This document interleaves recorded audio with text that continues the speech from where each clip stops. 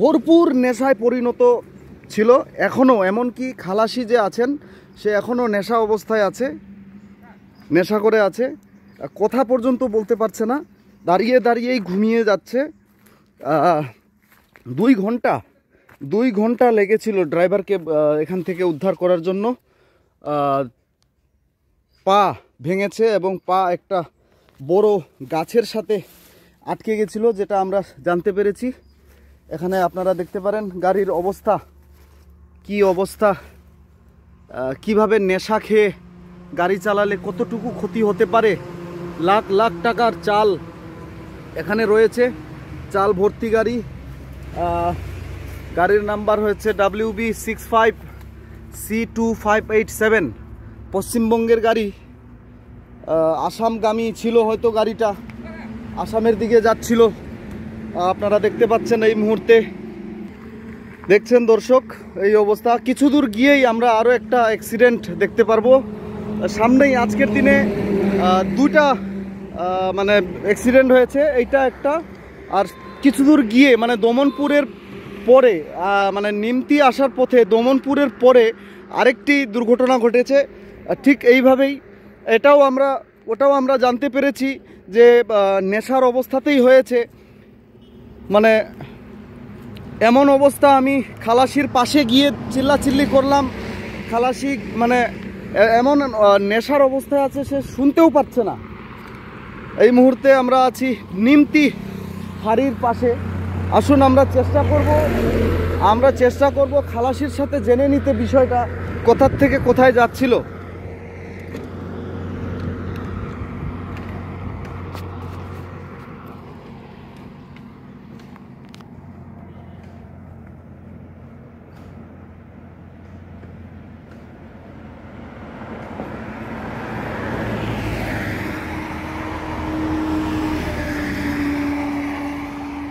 भाई कहाँ से आ रहा था गाड़ी, कहाँ से आ रहा था? अलीपुरद्वार न्यूज़। पता नहीं है भाई। हाँ पता नहीं है। अच्छा, कैसे हुआ आप लोग नहीं देखा? अच्छा, नाम क्या है आपका? मोहम्मद। घर कहाँ पे? इस्लामपुर। गाड़ी कहाँ का है वो भी नहीं पता। दर्शक देखছেন এই মুহূর্তে 2 ঘন্টা লেগেছে ড্রাইভারকে উদ্ধার করার জন্য।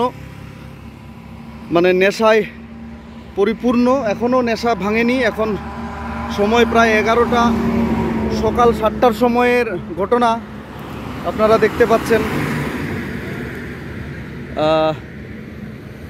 ড্রাইভারকে নিয়ে যাওয়া হয়েছে আলিপুরদুয়ার হাসপাতালে এবং ড্রাইভারের পা ভেঙেছে অবশ্যই, কিন্তু এমনি অন্যান্য জায়গায় কোনো আঘাত লাগেনি, যেটা আমরা পুলিশ সূত্রে খবর পেলাম। মাত্র নিমতি থানার বড়বাবুর সাথে, নিমতি মানে ফাঁড়ির বড়বাবুর সাথে কথা হলো। উনি বললেন যে ড্রাইভার ঠিকই আছেন, শুধুমাত্র পায়ে একটু মানে পা ভেঙেছে, তাছাড়া অন্যান্য বিষয় ঠিকই আছে।